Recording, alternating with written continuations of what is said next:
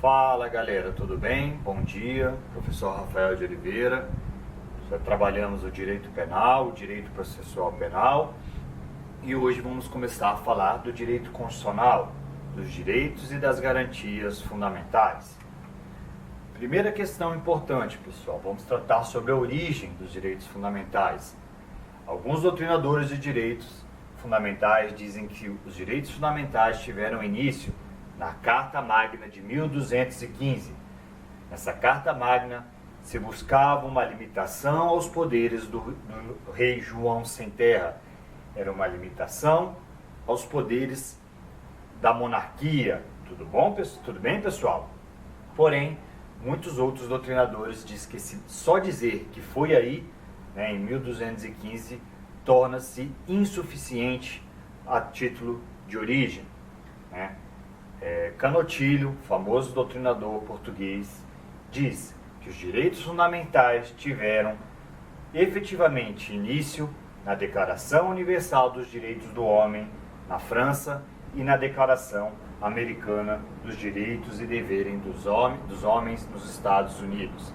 Então guardem esses três marcos iniciais.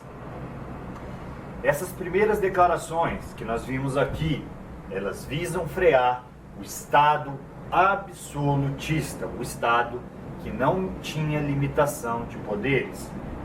Os primeiros direitos fundamentais nasceram então com a intenção de impor limites ao Estado, protegendo assim os direitos individuais, pessoal. Razão pela qual nós podemos chamar que inicialmente esses direitos tinham uma ideia de direitos negativos ou direitos de defesa, também chamados, pessoal, de direitos de primeira geração. Foi somente no século XX que não bastava apenas que o Estado não agisse, não fosse apenas um direito negativo. Era preciso que o Estado fornecesse os direitos fundamentais. Era necessário que o Estado fornecesse atividades positivas, garantindo assim a igualdade material das pessoas. Nesse momento, nós passamos a exercer os direitos de segunda geração, pessoal, que são direitos a uma prestação positiva. Por exemplo, os direitos sociais, culturais e econômicos, sendo denominados também de direitos positivos, ou seja, uma prestação estatal em direito em favor do indivíduo. Distinção entre direitos e garantias fundamentais, pessoal. A doutrina estabelece que existe uma diferença entre direitos e garantias fundamentais. Os direitos, nós reconhecemos determinadas posições jurídicas, pessoal, em frente ao Estado, enquanto as garantias são as proteções àqueles direitos, nos casos quando eles forem violados. Tudo bem? Os primeiros, os direitos, nos asseguram determinados direitos, enquanto as garantias conferem proteção a esses direitos, no caso de eventual violação. Tudo bem?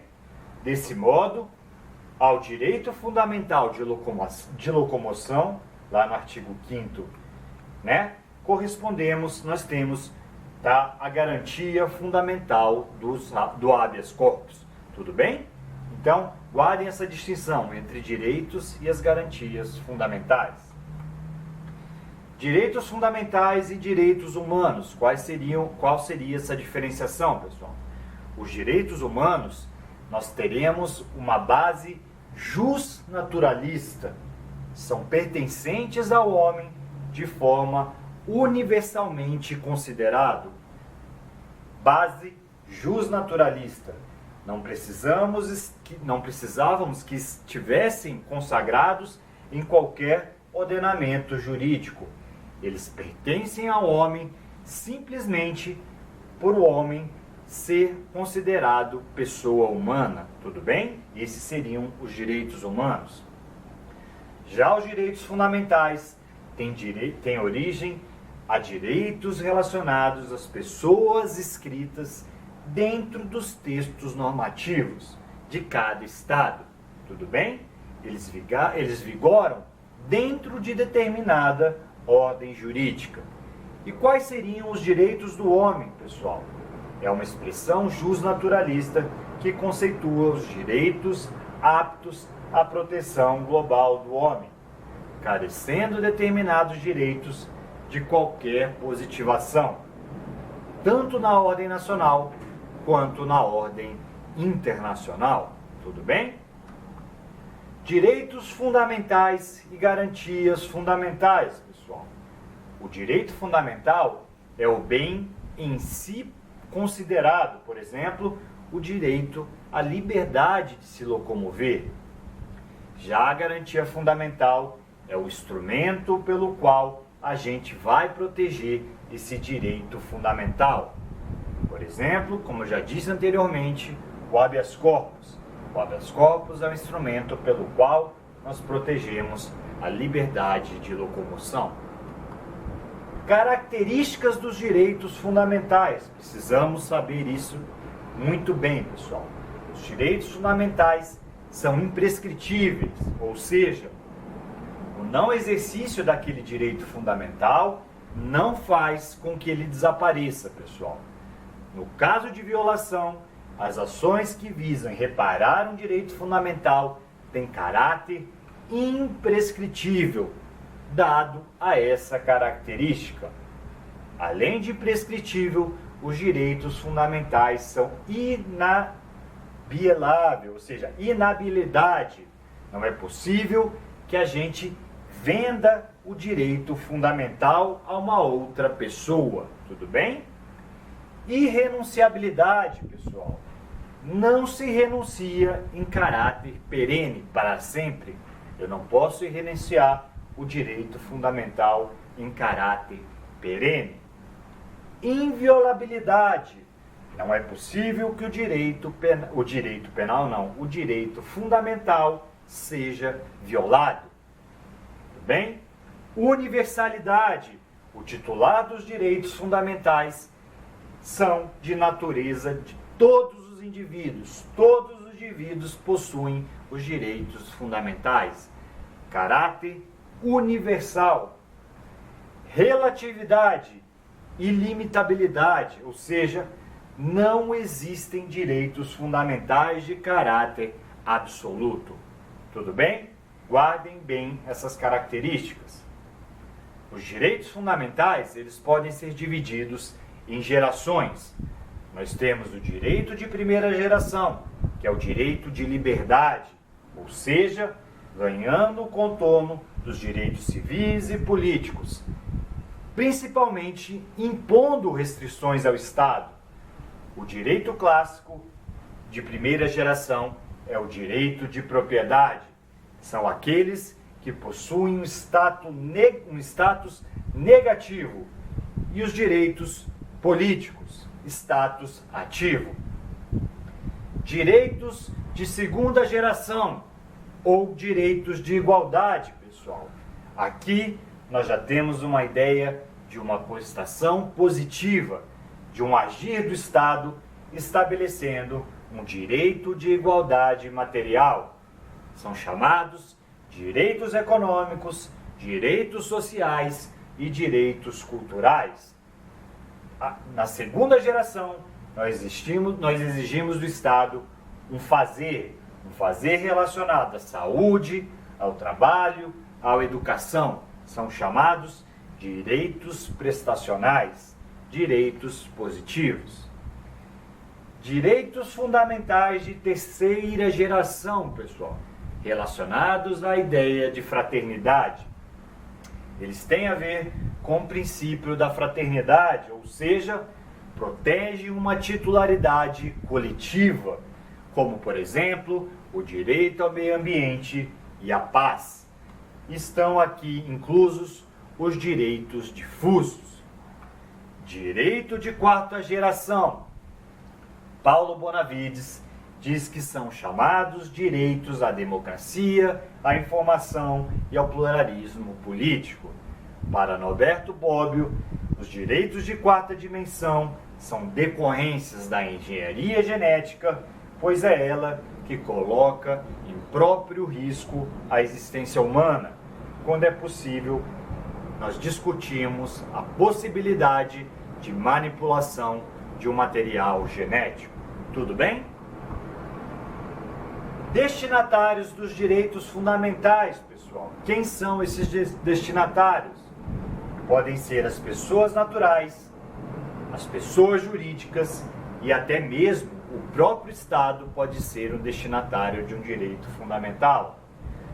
Para a gente ter uma ideia, o direito de propriedade ele é garantido a todos, inclusive ao Estado. Porém, existem determinados direitos que não se enquadram em todos os seus destinatários. Por exemplo, o direito à locomoção. Também há direitos fundamentais próprios do Estado, como é o direito à requisição administrativa. Tudo bem? Eficácia horizontal dos direitos fundamentais, pessoal. Em regra, pessoal, os direitos fundamentais eles se aplicam entre as relações verticais. Nós temos o Estado e o indivíduo. Todavia, é possível que os direitos fundamentais se apliquem entre particulares, por meio da teoria horizontal dos direitos fundamentais. Guardem isso, teoria horizontal, ou chamada teoria privada ou externa. Tudo bem? Não se esqueçam da teoria horizontal dos direitos fundamentais relacionados entre os próprios particulares, por exemplo, entre eu e o meu vizinho. Tudo bem? Restrições dos direitos fundamentais, pessoal. É admissível que os direitos fundamentais comportem determinadas restrições, inclusive, pessoal, de caráter legal, pois não existe, conforme nós dissemos anteriormente, nenhum direito de caráter absoluto. A gente sabe que é possível que a Constituição Federal estipule que os direitos fundamentais serão restringidos por meio de uma lei ordinária. É totalmente possível que haja uma restrição. Exemplo disso é o direito de profissão, que será exercido nos termos da lei, pessoal. Essa reserva legal, ela pode ser tanto qualificada, restringindo a que temos essa lei, forma como esse direito de profissão deverá ser atuado, conforme ocorre com o artigo 5º em relação à interceptação telefônica também. Então, guardem essa informação. Não há nada de ilegal quando falamos em restrição aos direitos fundamentais. A Constituição diz que são brasileiros naturalizados, e aqui já entrando em um outro pedaço da matéria, questão da naturalização. Nós temos a naturalização ordinária e a naturalização extraordinária. A naturalização ordinária, pessoal, guardem isso, são brasileiros naturalizados os que na forma da lei, veja, na forma da lei, adquiram a nacionalidade brasileira, exigidos aos originários de países de língua portuguesa apenas residência por um ano ininterrupto e idoneidade moral. Pessoal, questão de naturalização ligada aos direitos fundamentais. Naturalização ela pode ser tanto de forma ordinária como de forma extraordinária. A ordinária pode ser dos países de língua portuguesa exigirem residência por um ano ininterrupto e idoneidade moral. Não se esqueçam dessa possibilidade da ordinária. Na forma da lei, eles adquirem a nacionalidade brasileira. E a naturalização extraordinária são brasileiros naturalizados, os estrangeiros de qualquer nacionalidade que residam na República Federativa do Brasil há mais de 15 anos, pessoal. Essa moradia tem que ser de forma ininterrupta e sem condenação penal. E mais, é preciso um plus, eles têm que requerer a nacionalidade brasileira. Aqui, pessoal, ficou um pouco fora de ordem essa questão, mas guardem essa informação. Nós vamos voltar a ela mais na frente, questão de naturalidade, tudo bem? Só por conta das sequências do slide, já nós retornaremos ela. Colisão de direitos fundamentais, pessoal. O que nós precisamos entender aqui? Em caso de colisão dos direitos fundamentais, como que nós vamos resolver essa colisão? Através de uma ponderação. O importante é que a gente saiba que não há hierarquia entre direitos fundamentais, razão pela qual o intérprete ele deve se valer da técnica da ponderação para resolver eventual conflito entre direitos fundamentais. Cada caso concreto é específico, então, em cada caso concreto, poderá prevalecer o direito de X, por exemplo, em detrimento de Y, e no outro caso, o contrário, o direito de Y prevalecer em detrimento do direito de X. Porém, o que nós precisamos guardar?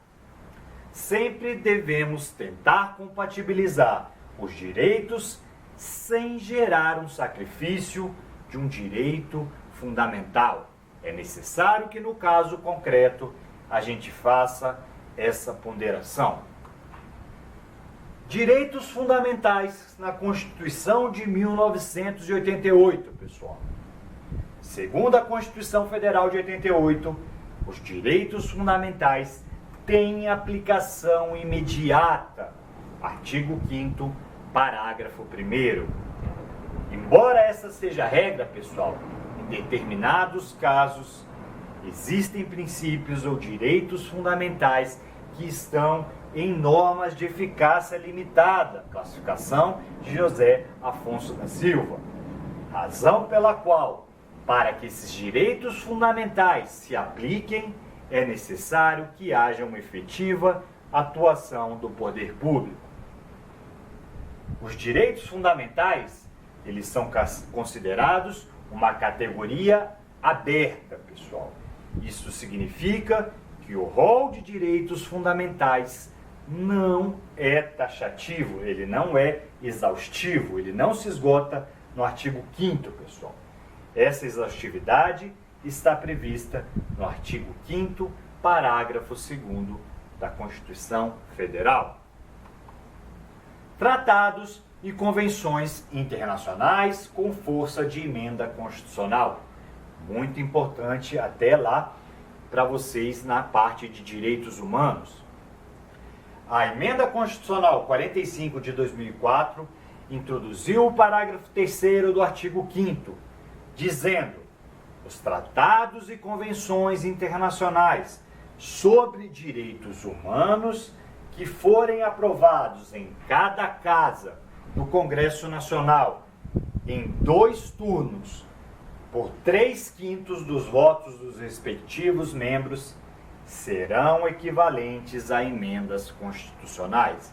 Então, repetindo, pessoal, tratados e convenções internacionais sobre direitos humanos, aprovados em cada casa do Congresso, aprovados em 2 turnos na Câmara, 2 turnos no Senado, por 3/5 dos votos dos membros, serão equivalentes às emendas constitucionais.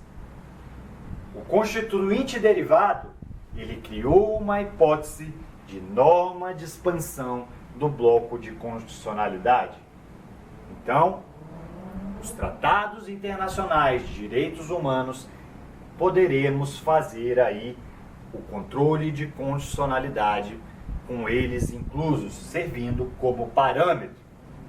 A repercussão disso, pessoal, é que sendo essas normas internacionais internalizadas ao direito pátrio, por meio de um procedimento idêntico ao das emendas constitucionais, elas passarão a ser parâmetro para fim de controle de constitucionalidade, tendo com isso força de norma constitucional. O artigo 5º, ele inicia um enumerado de 5 direitos fundamentais básicos. Quais sejam eles? Vida, liberdade, igualdade, segurança e propriedade. Precisamos ter ideia desses 5 direitos fundamentais básicos. O texto do caput do artigo 5 assegura esses direitos aos brasileiros e aos estrangeiros residentes no Brasil. Então, tanto aos brasileiros quanto aos estrangeiros residentes no Brasil, nós vamos ter assegurado esses direitos fundamentais. Por uma primeira leitura, nós podemos equivocadamente achar que os estrangeiros que não possuem residência no Brasil não estariam abrangidos por esses direitos. Leitura equivocada, pessoal. Essa não é a interpretação que deve se dar.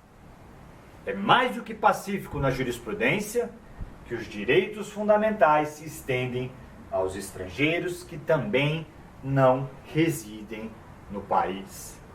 Tudo bem? Falando de cada um especificadamente, pessoal. Do direito à vida.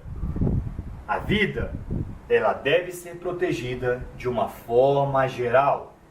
Tanto a vida extrauterina quanto a vida intrauterina. Por exemplo, a proibição da prática do aborto. Excepcionalmente podendo ocorrer nos casos de estupro ou se a saúde da gestante assim exigir. Beleza? O direito à vida não seria apenas o aspecto biológico de ser protegido. É muito mais amplo do que isso, pessoal. Nós devemos proteger a integridade psíquica e a integridade física da pessoa humana. Veja, não é só a questão física, não é só a questão biológica, mas sim a questão psíquica também. Tendo isso, caráter de condição material e espiritual mínimas necessárias para que a pessoa tenha uma existência digna, a ideia de dignidade da pessoa humana. Tudo bem? Não basta que a pessoa sobreviva nesse mundo, é preciso que ela sobreviva com dignidade. Consegue entender o aspecto do direito à vida, como esse aspecto é amplo? Beleza. Direito à liberdade. Quando nós falamos em liberdade, precisamos destacar que essa liberdade não se trata apenas da liberdade física, aquela liberdade de se locomover, mas também de uma liberdade de crença, de pensamento, de reunião, uma liberdade de associação, etc. São vários tipos de liberdade que o artigo 5º visa a proteger. E isso pressupõe o direito de não se reunir e de não se associar. Mas tudo isso nós vamos falando mais à frente. Direito à segurança, pessoal. Aqui nós temos uma ideia de fornecimento de segurança pública para todos os seres humanos, para a universalidade. Assim, na lei deve estar definidos os crimes e as penalidades para quem os comete. Essa segurança, ela se refere não somente à segurança policial, pessoal, mas também, por exemplo, a uma segurança jurídica. Uma pessoa, ela só pode ser presa, ela só pode ter a sua liberdade restringida por determinado cometimento de um flagrante de delito ou por uma ordem jurídica emanada por uma autoridade judicial. Caso contrário, nós estaremos diante de uma restrição de locomoção, de uma prisão que é considerada ilegal. Tudo bem? Direito à propriedade. Os cidadãos, aliás, eles têm direito à propriedade particular. O que nós podemos dizer sobre isso? Quando os direitos fundamentais não são cumpridos, o Estado tem a obrigação de fiscalizar esse cumprimento. Tudo bem? Porém, mesmo assim, é preciso que o indivíduo, quando se sentir prejudicado, ele recorra ao judiciário para garantir esse direito à sua propriedade. Por isso, é importante que os cidadãos conheçam cada inciso do artigo 5º, a fim de que eles entendam quais são os seus direitos e os seus deveres. Beleza? Catálogo dos direitos fundamentais, pessoal. Em relação à Constituição pretérita, a Constituição Federal de 1988 inovou, tá? Ela tratou dos direitos fundamentais antes mesmo de dispor sobre a organização do Estado brasileiro. Com efeito, no título 2 do seu texto, a Constituição dispõe: direitos e garantias fundamentais estão do artigo 5º até o artigo 17º. E só no título 3 ela vai falar do artigo 18 e seguintes. É lá que se inicia a disciplina da organização do Estado. Beleza? Tranquilo. Pessoal, vamos dar um pequeno intervalo e já retornamos aí para continuar a nossa aulinha. Um grande abraço e até daqui a pouco.